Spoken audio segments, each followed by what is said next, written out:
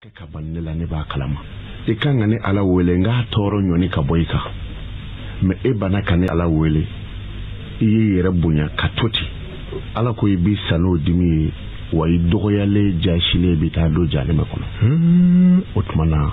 kamini ni yoro la mba do ka fo mo mi nti ala wele oni ala mandi mo mi bi ala wele du oni ala kasuru kira ko sallallahu alaihi wasallam ko jombi surunya Allahu ta'ala la ni ala wele fa tobi ta kesa abi comme ala yere de bina iduskun de la ni dakono ne ni ko mi don ala bison o joyoro inti soroka imunyento wati be fikatu ka ala wele fi rakhai no yawla wa fil shidda ani gelaya kama na ibito ala wele la ka ala wele ka ala wele usazi bina ta surunya ala la top fo ala yere ba fo ko hijabu tineni kasateble o ya soro e duskun fambe ala weleli la donc femi mbi duskuna obina nedeka donc niko ya Allah ala ba fa masika ke shenfla tabla imenana oti ala de may wotem do na flani mo mi dolende ni biddo sharia la bi pesu de bokabla parce que madon o me est-ce aw munun donner aw yambara klawi est-ce aw bi ordre ni donner nawa kabna on kuma bi se dabi yalawi parce que anu de lasa don kanga don ko joni ala chekanga keti ini ala cheti surunya wala tuko shila ki munyonento fika to ala wele tatakarabu ilayhi bi nawafil wa bil azkar kuma bi surunya ala la ni naflawi ani ala wele nunu bela jon sura alala nunu bela jele bi jon surunya alala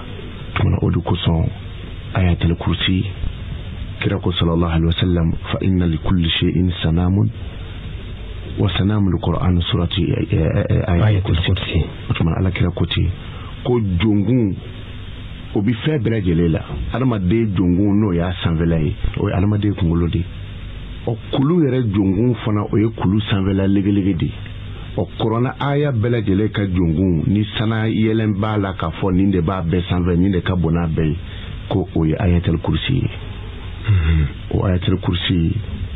amma fa'uz billahi minash shaitanir rajim bismillahir rahmanir rahim allah la ilaha illa huwa al hayyul qayyum la ta'khudhuhu sinatun wala nawm lahu ma fi samawati wa ma fil ard man dhal ladhi yashfa indahu illa bi idhnihi يعلم ما بين أيديهم وما خلفهم ولا يحيطون بشيء من علمه إلا بما شاء وسع كرسيه السماوات والأرض ولا يؤوده حفظهما وهو العلي العظيم آية الكرسي دفلاني الله أكبر كلامو كلمة فلاني يبقى سرقة تشند كنايا كتا كورو في الدبيناني أبebe أو كوري كنا taka konnana ka taya kata klebe fe dubinani abebe taka konnana oti kabako ampulu belebele dawbe na kile menena sanfela la abise ka dubinani ta korofe klebe fe bani fe baba fe yele atawu ayele bi bonya ka siginyon shi makote yele na ka menen ka du kono ale ampulu ba mi mbora abota otumana ni o ampulu ba kelen seraka du yiri kalabo ni ala kira ko sallallahu ta'ala alaihi wasallam ko ni mo mi ayatul kursi kala sufe ki da kibi ala ka tagan kono isigi ondu ba kono koroni klibi fe bani ani baba wajala ni sahih bukhari wa ani muslim ani abu daud ani ibn majah ani nasai kitabu dobe ko khazinatul asrar o numero keme ani numero binani ani kononto bukhari ani muslimu ani abu daud ani ibn majah ani nasai olu bebene do aka ko ala kira ko sallallahu alaihi wasallam o yakuma kay min ibn abbasila radiyallahu anhuma ko kira ko sallallahu alaihi wasallam umirtu an asjuda ala sab'i ko ala ni muhammadu ya moro ya nga sujudu bi fen wolon vlaka nyeda na fara nyeda teni no be o ekeleni tega fara fla o isabai kimbiri fla nani duru senungun fla wolon fla sheki woro wolon fla otumana bolo fla o jole tega fara fla o fla ne kimbiri fla farauka o jole o nani otumana ni senungun fla farauka duru woro otumana nyeda o ya wulana olu bɛɛ bɛnnen don a kan ko alakira ko sallallahu alaihi wasallam ko ni mɔgɔ min ye ayatul kursi ye kalan siɲɛ 7 ko fa huwa fi kafaati Allahi wa hifzihi e de hakili tora la sɔgɔmada fɛ i b'a kalan siɲɛ 7 fajiri selilen kɔfɛ a ko i ka da la k'a fɔ a bɛ komi ala ye e de bila sinzan dɔ kɔnɔ a y'i koori sa fɛn t'i sɔrɔ Bukhari kan kumakan na ni khazinatul asrar lajɛ wa wala yi kosɛbɛ donc nin bi aya in bonya de kofɔ a bɛ aya in ka wasa de kofɔ sanan k'a dɔn ko aya in ka bon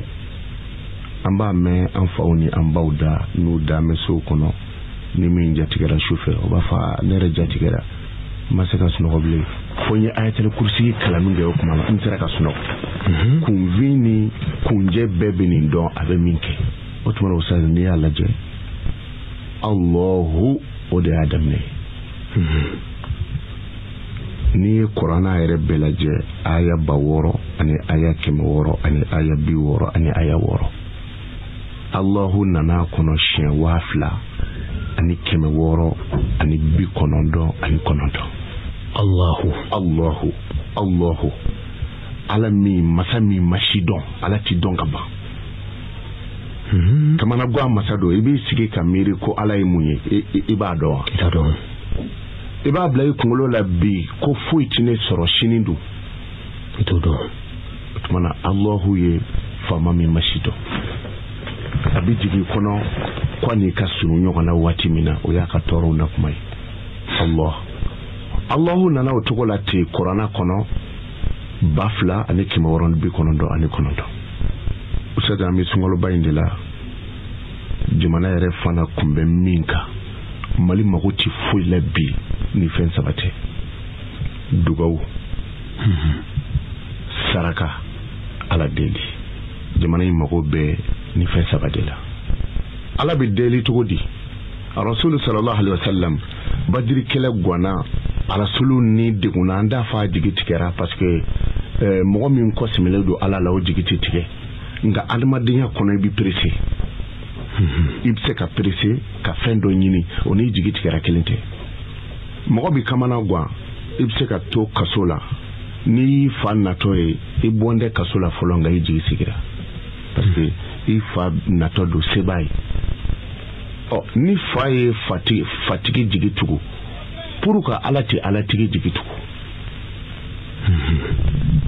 ala dɔnbaga hakili sigilen don waati bɛɛ Rasul sallallahu alaihi wasallam tumana mina ni kɛlɛ gwana o y'a ye digi kɛn bɛ silamɛw na parce que kafiru ka ca ka tɛmɛ silamɛw kan a filanan minɛ min bɛ kafiru bolo o tɛ silamɛw bolo kira ye sahabaw ni kafiru lajɛ ɲɔgɔn na a ko ala n galila ni kafiru sera silamɛw la ɲina nin kɛlɛ in na a ko i tɛ bato dugukolo kan bilen ni yɔrɔ la a y'a tigɛ kɔrɔta a ye ala wele ya hayyu ya qayyum birahmatika astaghiithu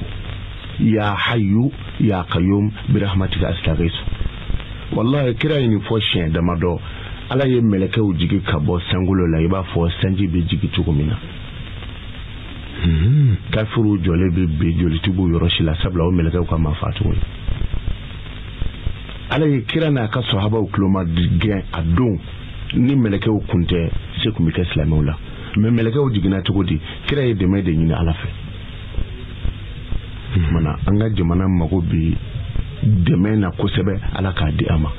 o kuma la a bi sɔrɔ sira min ka teliya la o de ditɔ filɛ usayi ni i kamana gwana ni ye seliji ta ka don so kɔnɔ n bɛ nin di an badenw ma minnu bɛ ala ɲini n'a ye k'u bɔ dingɛ kɔnɔ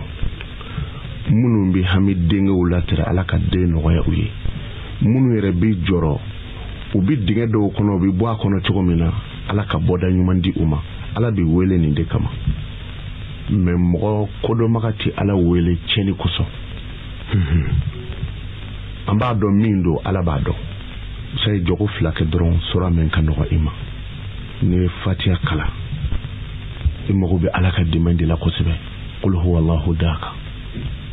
sabula o bɛ kuma ala ka kɛlɛbagantiya de ka t'o la qul huwallahu dak suran filanan qul huwallahu kalan siɲɛ 7 suran filanan e mago bɛ nasuru de la o jurumantigi bɛ ni i don kaso la sini de f'i ka dɛmɛ de papiye b'i bolo kungo dɔ bɛna jigin ka sini de f'i ka dɛmɛ de bana b'i la i bɛ bɔ a la cogo di f'i ka dɛmɛ de i ka jamana degunnen don i bɛ bɔ a la cogo di i mago bɛ dɛmɛ de la o kumana sura min nana dɛmɛ ka suratu nasuru don idha jaa nasrullahi wal fathu wa ra'aita an-nasa yadkhuluna fi dinillahi afwajan fasabbih bihamdi rabbika wastaghfir innahu kana tawwaba o da joko filana fatiha kan o fana kala siɲɛ 7 mais Konate o la baasi t'a la ni ye fatiha kalan i bɛ qul huwallahu kalan qul huwallahu idha jaa nasrullahi bɛ qul huwallahu ni sanfɛla cɛ arakan filanan ko an bɛ idha jaa nasrullahi kalan baasi t'o la baasi t'a la baasi tɛ o la a bɛ faamu kumana i bɛ qul huwallahu kalan fɔlɔ ka sɔrɔ ka idha jaa nasrullahi da kan usa i bɛ siɲɛ 7 n'i ye tahiya kɛ ka salamu bila o 7 ninnu kɔrɔ bi o la kira ko a fara ale bi sujudu bi fɛn 7 kan ko ni ayatul kursi kara siɲɛ 7 k'i bi ala ka tagan kɔnɔ anw bɛ sera diɲɛlatigɛ gɛlɛya min ye bandiw de bɛna minɛ waraw de bɛna degun sow mina taa don kan a bɛ kɛ kunɲɔgɔn do 7 dɔrɔ kelen kɔnɔ a bɛ kɛ sanfara 7 jukɔrɔ de a kɛbagaw b'a kɛ k'o to dugufara 7 sanfɛ de donc foyi tɛ se ka bɔ yɔrɔ si la n'a tɛ nin fɛn 7 kɔnɔ o tumana ninnu kala siɲɛ 7 o sɛ de ka sɔrɔ ka tahiya kɛ ka salamu bila astaghfirullah an ye caman fɔ o la ni faama y'i wele i b'i ko k'i jɛ ka sɔrɔ ka fini ɲuman don o tuma e mago bɛ ala faama de la f'i fana ka ko ka jɛ de bon adamaden ka ko ka jɛ ti safinɛ fana ɲuman don dɛ jurumi don o tumana astaghfirullah o wurudi o de bi jurumi ko k'a bɔ adamaden farikolo la sabula jurumi n'a cayara hijabu bi don ni ala cɛ hali ti sogo ɲɛnama kɛ o tumana astaghfirullah kɛ ka i ko ka jɛ parce que i bɛna i jɔ ala belebele in i bɛna ale de deli o tumana n'i y'o kɛ siɲɛ 100 o bi jurumi ko ka bɔ i la ala ka an jurumiw bɔ a la n'i nana faama ka da la i bɛ da yɛlɛ de o fɔ tile ka sɔrɔ i bolo o tile ye alahuma sɔli de donc sɔli kɛ kira ka astaghfirullah kɔfɛ siɲɛ 100 astaghfirullah siɲɛ 100 sɔli siɲɛ sɔlatɔrɔn bi siɲɛ 100 o kumana n'i tilar'o la allahu ayatul kursi daminɛtɔ de b'i fɛ o tumana allahu a bɛ daminɛ n'o de ye i jɔ ye ya allah ya allah ya allah kamana gan masa n tigi ala ni degunnen don ala a bɛ komi dutigi i ni mana gɛlɛya cogo o cogo n'i taara den dɔ da ka kabakurunba dɔ ta k'a da sanfɛ k'i sigi k'a lajɛ a b'a fɔ baba hinɛ ne na sa baba i ni mana gɛlɛya cogo o cogo n'i ye den dalen ye o kabakurunba in kɔrɔ wallahi i bɛ hinɛ a la i b'a ta ka bɔ a kan n'i ye ala de wele tɔ ye e fɛ ya allah ala papiye ko in de bɛ ne na ala an ka jamana b'i bolo la ala bɛn ti anw ka du kɔnɔ ala ne garijɛgɛ sirilen don ala n yɛrɛ ma den sɔrɔ c'est à dire i hamina ko dɔrɔn donc ya allah ya allah ya allah ya allah ya allah a wurudi siɲɛ 2000 ani 600 ani 99 o ye allahu adadu min bɛ kuranna kɔnɔ ye donc n'i ye 99 kɛ mun kosɔn allahu nana jɔ a laban kɛra 99 ye parce que ala tɔgɔ ye ala tɔgɔ 99 de o de la dɔnnibaga caman b'a fɔ ko allahu ye ismul azamu di ko hali n'i y'a ye basmalatu bonyana bismillahi ko lahi bɛ o de la o tuma na allahu dɔnnibaga caman ko ismul azamu do ismul azamu kɔrɔ ye ala ka nimero min t'a jɛ fiyewu o tuma na n'i sera 299 ma i tɛgɛ kɔrɔta ala ni hami de bɛ ne na ala e de bɛ se ka nin ta ka bɔ n kan ala e de bɛ se ka nin ko in nɔgɔya ala wale kalifa kun bɛ ne bolo lajarabi in sɔrɔ n bolo sera ma a tigi kan ka na nɔfɛ nin don in na ala n bɔ dingɛ nin kɔnɔ ba otmana ibi soroka ayatul kursi to faraka parce que ya damne Allah i joray no ayatul kursi re damine Allah donc iyo deta maintenant ibi yawo de fara Allah ka saka ke ya Allah ya Allah ya Allah donc iyo wurudi sa bafla ani keme woroni bi kondo o de Allah adadu e Qur'ana kono otmana bina mun gaci sai ka hamdira ne ko fe ibi tige jale ko to لا إله إلا هو الحي القيوم لا تأخذه سنة ولا نوم يبي آية الكرسي كلاك بانكي تيجا قرطة لتو حكمنا نيسر وهو العلي العظيم نيسر ما إساد أموننا والله ni kuma kawai mun la jarabile do an fe kosebe to sabe tinin ke jena fen fushila ni ala tano akira bara soro koyo akira kamana gan ko do isoro walma toro ko wore isoro ekinyi shini donc oye ayatul kursi oye amma ko nya sira tilma do maru ko ngati yani ikata nyefe ma nyini se ka sigini na flenga na fly ko ebi jogo flake hamina ko gele do de isoro ne bi hamidu ko de la ni hamina ko yimbine na mi se ka fo mo ko ani mi se ka fo mo ko sadi jogo fla fatiha kalalen kofe qul huwa Allahu ahad o kalashin wolofla joko flana fatiha kalalen kofe idha jaa nasrullahi wal fathu o kalashin wolofla o kuma ni tahiyya ke wala ka salamu bla o etina kuma ni fama yi sisanwa no ya alai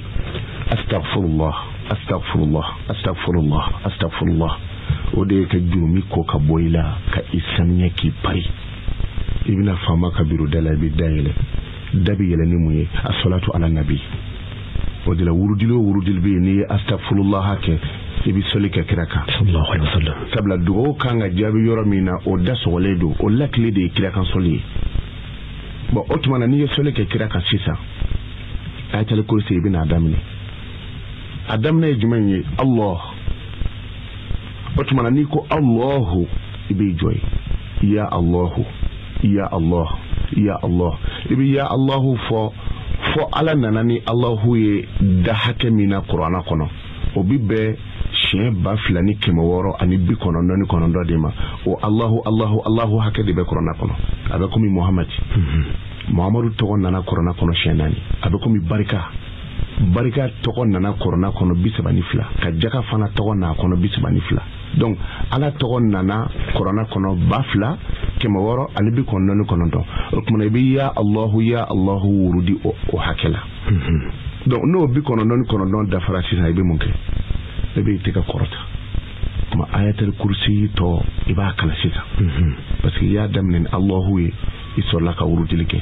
sita wurudili dafara iba fo la ilaha illa huwa al-hayyul qayyum sadri bi ayatul kursi to kala ka foi usadi ngalila alala alami ayayin bonya ka ke Qur'ana junguni itini ngala hamina ko shila kuibe ala sore no magla nunu ye fɛnw y'anw bolo a foganama de do n'i y'a sigi tasuma kunna dɔrɔn a bɛ chauffer yɔrɔnin kelen o kɔrɔ ye i bi ala wele a la yɔrɔnin kelen de do ala b'i jaabi k'i to i nɔ na o ye ayatul kursi fasumantiya ba dɔ ye ni i fana sirannen do i bɛ sufɛ taama na walima siranko dɔ y'i sɔrɔ i bi kungo kɔnɔ i ye sajugu dɔ i bɛ siran ɲɛ i bi kungo kɔnɔ i ye wara kasita mɛn i bɛ siran ɲɛ فضل الله لا إله إلا هو الحي القيوم لا تأخذه سنة ولا نوم له ما في السماوات وما في الأرض من ذا الذي يشفع عنده إلا بإذنه يعلم ما بين أيديهم وما خلفهم ولا يحيطون بشيء من علمه إلا بما شاء نكما كاين تاني كسك ولا يحيطون بشيء من علمه إلا بما شاء بما شاء إكان تاني كسك فوقتاسي إتمي يرما fuga I hakili sigi wati mina ni hakili sigira otmana wati akursi samawati wal ardi wala yaudu hizuma wa huwa al lazim badafa atokale ka dafa sabi kanin toida ibisira femi nyauti magaila ni wulu jugu de do ko fade ba la bi mogoti ibisa ma wati mina waya soro ala ya hakili taloka ta fa wala fe aneti nyoy donc o ye a nasira tellement dɔ ye siran fanfɛla la mais Oustaz ne bɛ bɔ n ka du kɔnɔ n bɛ taa dugu kɔnɔ bi dutigi o dutigi n'a bɔra a ka du kɔnɔ k'a bɛ taa baarayɔrɔ la dudenw jaabi tigɛ i muso n'a bɔra k'a bɛ taa nasanyɔrɔ la i bɛ jɔrɔ mototigiw accident don o don mobili fila ye ɲɔgɔn gosiya wala mobilitigi ye sira bila gɛrɛgɛrɛ suru gɛrɛgɛrɛ ka i taga ka bɔ o ma walima n taatɔ don kɛlɛyɔrɔ de la a kɛra kisɛ ye o a kɛra janfa modèle o modèle ye i bɛ bɔ i ka du kɔnɔ cogo min na i ɲɛnama ka segi ten hali kuntigi tɛ bɔ san bɛ fin san nali o ye wajibi ye mais maa min donna mana guloki kɔnɔ k'a koori ji tɛ maga o ko nin na donc ninnu ye o yɛrɛ taganaw de ye ni kɔgɔ b'i kunna ni ji sera ma a bɛ yɛlɛ mais ni kɔgɔ b'i kunna san natɔ i ye kɔgɔ datugu minɛn dɔ la ji t'a sɔrɔ yɔrɔ min na i b'a fili ka jigin ji la a bɛ bin ji kɔnɔ i bɛ tila k'a ta i b'a dayɛlɛ i b'i ka kɔgɔ kisɛ sɔrɔ a nɔ na parce que e yɛrɛ de ye a lataga nin n'a ɲɔgɔnnaw bi ten Oustaz wallahi i bɔtɔla i ka du kɔnɔ i si so yɛrɛ kɔnɔna na i bɛ ayatul kursi kalan siɲɛ 3 n'i bɔra siso kɔnɔna na du cɛmancɛ la parce que siso kɔnɔna bɛ yen du yɛrɛ bɛ yen donc du kɔnɔna na i bɔra siso la i nana du kɛnɛ na a kala siɲɛ 3 i bɔra du kɛnɛ na i sera bulonda la a kala siɲɛ 3 hali ni mobili de don ni mobili dayɛlɛ n'i donna a kɔnɔ jija i k'a kala siɲɛ 3 o bi bɛn siɲɛ 9 ma i ye siɲɛ 3 kɛ so kɔnɔ i nana se du cɛ ma i ye siɲɛ 3 kɛ o ye 6 ye i bɔlen kɔfɛ du kɔnɔ i y'a kala siɲɛ 3 o ye 9 munna o kɛra 9 ye 9 ye wituru de ye chiffre impair do a tɛ se ka tila mɔgɔ fila ni ɲɔgɔn cɛ o ka di Ala ye parce que i ye kalifa Ala dama de la i bɛ siran fɛn min ye fatɔ de don wa jinɛjugu don wa mɔgɔjugu don wa maafalaw de wa bɛnkanikɛlaw don e bɛ siran fɛn o fɛn ye o si ka fanga tɛ juguya ka Firawuna ta bɔ mais Ala ye Musa ci ka taa Firawuna ma bi tisi ayati ni kabakoma fɛn 9 Ala ye Musa ci ka taa Firawuna na n'o ye ni o ye donc i bɛ siran fɛn min ye n'a juguyara cogo o cogo a tɛ Firawuna bɔ Musa ye Firawuna mago sa ni fɛn 9 ye Musa nin kalan cogo in na i ka bɔ nɛgɛso b'i bolo i sigilen o sanfɛ i bɛ kɔnɔsan in kɛ o kumana nɛgɛso b'i bolo i sigilen don a sanfɛ ni nɛgɛso yɛrɛ tɛ i bɔra du kɔnɔ ka ban o tumana a kalan a kɛra voyage ye o Ala bɛ ɲuman bɔ an balima yɛrɛ mun fana bi tungan fɛ an b'u fo tunganfɛla ka gɛlɛn kosɛbɛ mɔgɔ bɛɛ faso ka di ye kira bi bɔ a faso la don min na Ala yɛrɛ de y'a f'a ye inna alladhi farada alayka alquran la radduka ila almaat ni Ala min ye kɔrɔna jigi kan bi tila k'i segiya kira y'a kɔfila a y'a faso lajɛ donc an baden minnu bɛ tungan fɛ caman degunnen don papier ko la u b'u hakili to nin na wallahi Oustaz k'i to nin kan sani i bolo ka da i ka papier kan Ala b'i kisi i bɛ sira fɛn min ɲɛ ma n'i bɛ so kɔnɔ i bɛ taa baarayɔrɔ la a kala siɲɛ 3 i sera du cɛ ma a kala siɲɛ 3 i bɔra bulonda la a kala siɲɛ 3 e bɛ Ala de ka mara kɔnɔ sa i bɛ taa kana de wallahi fɛn t'i sɔrɔ Allahu akbar o tuma na an ka hakili to nin na kosɛbɛ o kɔfɛ ayatul kursi muso ye fabilen ŋanaŋana bi mɔgɔ min na mori denmisɛnnin caman bɛ bi u kan ka fɛn min ɲini u panneau kunna fɛn min kan ka u ɲini u yɛrɛ y'o ɲini o ye jumɛn ye mɔgɔ mana kɛ baara o baara la surtout kalan i ka fɛn ɲini fɔlɔfɔlɔ ka kɔn hali kalan ɲɛ o ye barika de ye barika dɔgɔyalen don karamɔgɔ bonya fanga dɔgɔyalen don bon an y'a ni da mun ka sisan wari or que n'i ye barika sɔrɔ wari yɛrɛ de b'a fɔ e bɛ mini a b'i ɲini de n'i ye barika sɔrɔ e bɛ baarakɛla joli dɔ bolola baarakɛlaw la u kun bɛ nin yɔrɔ in na u bɔra yan dɔw yɛrɛ bɛ taga u nɔfɛ fɔ kulu sanfɛ cɛ n'i dogora yɔrɔ o yɔrɔ an bɛ na koyi baara in ɲɛdɔnli dama tɛ o barika bon caman pana barika in kunna ka t'u gulo wari ɲini na o de la i bɛ mori denmisɛnnin caman yɔrɔw la u ɲɛla ye u cɛ ka ɲi na caman kunkolo wulilen don wurudili y'a kunkolo wuli dɛ u b'a ye ala tɔgɔ dɔ ta a ma min faamu o y'a kunkolo wuli u bɛ karisa ye dɔrɔku ta dɔrɔku y'a kunkolo ɲagami u b'a ɲɛ dara jinɛ jugu dɔ kan a kunkolo ɲagamina a kɛra fa modèle o modèle ye hali n'a y'a sɔrɔ a sirilen don juru la n'a nana n'o y'a sirilen bila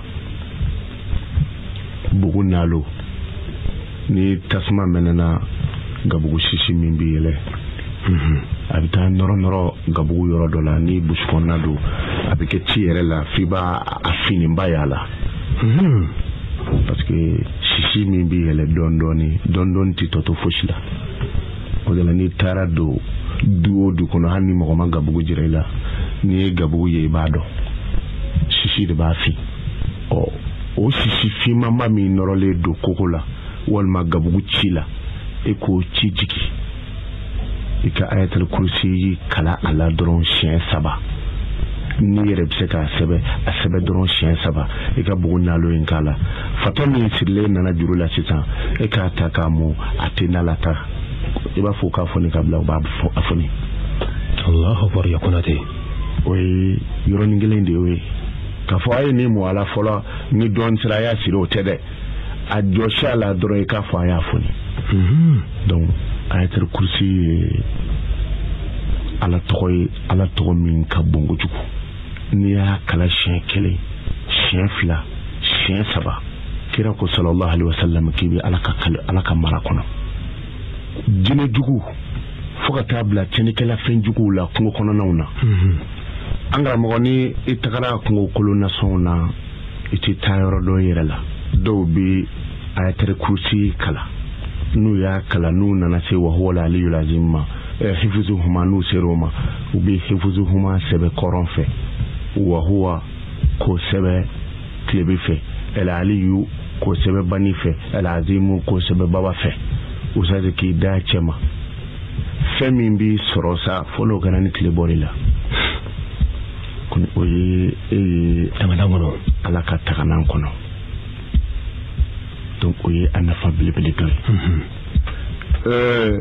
ni hamina ko gɛlɛn y'i sɔrɔ ayatul kursi i b'i jija c'est-à-dire ka jogo 2 kɛ jogo 2 in kɔfɛ sura min ka nɔgɔn i ma o d'a kan i bɛ sura min d'a kan i b'o kala siɲɛ 1 suran o suran ka nɔgɔn i ma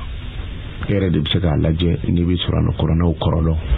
suran dɔw bɛ garijɛgɛ gɛlɛyali kan dɔw bɛ garijɛgɛ nɔgɔyali kan suran min ka nɔgɔn i ma dɔrɔn n'i ye tahiya kɛ ka salamu bila ka astagfirullah kɛ ayatul kursi an y'a d'i ma kasiti dɔ in na a b'i bɛn harifu 100 ani harifu 70 ma e k'i jija i k'a wurudi o la siɲɛ 170 n'i tilara ala ye diɲɛ da jɔnni kanu kama alakira sallallahu alaihi wasallam